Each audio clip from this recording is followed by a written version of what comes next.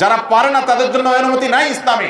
কিন্তু মনে রাখবেন আল্লাহ তাআলা কেন রেখেছেন, একই সুযোগ আল্লাহ তাআলা মেয়েদের জন্য কেন রাখেন না, এই বিষয়ে বহু আলোচনা আছে। বিশেষ করে ডক্টর জাকির নায়েকের অসাধারণ কিছু আপনার আলোচনা আছে এই প্রসঙ্গে, সেগুলো শুনে নিতে পারেন এবং সেগুলোকে অস্বীকার করার মতো ক্ষমতা কোনো বিবেকবান, ন্যূনতম বিবেক বুদ্ধি আছে এরকম মানুষের দ্বারা সম্ভব না। তো যাই হোক, যেটা বলছিলাম যে একাধিক বিয়ের প্রতি আমাদের অনেক মুসলমানরাও আজকাল বীতশ্রদ্ধ। অনেক মহিলা আছে বলে ইসলামের সব ভালো লাগে আমার, কিন্তু একজন স্বামীর একাধিক স্ত্রী থাকতে পারবে এটা আমার ভালো লাগে না। এই কথা যদি কেউ বলে যেটা আমি পছন্দ করি না, তাহলে আল্লাহর প্রতি সে ঈমান আনলো না, কুফরি করলো, সাথে সাথে বেঈমান হয়ে গেল। আপনার সব কিছু ভালো লাগবে তা কিভাবে আপনি আশা করেন? আল্লাহর পক্ষ থেকে আপনার জন্য পরীক্ষাও তো অনেক কিছু আছে। আপনার সব মন মতো সুবিধা মতো যদি হয়, তাহলে আপনি কিসের দাসত্ব করলেন, কিসের গোলামি করলেন? আপনি তো আল্লাহর গোলামি হতে পারলেন না।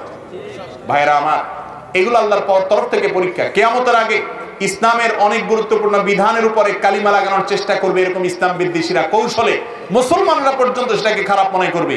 আমাদের সমাজে 50 বছর আগেও একাধিক বিয়েকে মানুষ এরকম মনে করতো না, অথচ এখন সেটাকে কি মনে করা হয়? খারাপ মনে করা হয়। আল্লাহ তাআলা আমাদের এই সমস্ত ভুল ধারণাগুলা ভেঙে কোরআনের প্রতি, আল্লাহর প্রতি ঈমান আনার তৌফিক দান করুন।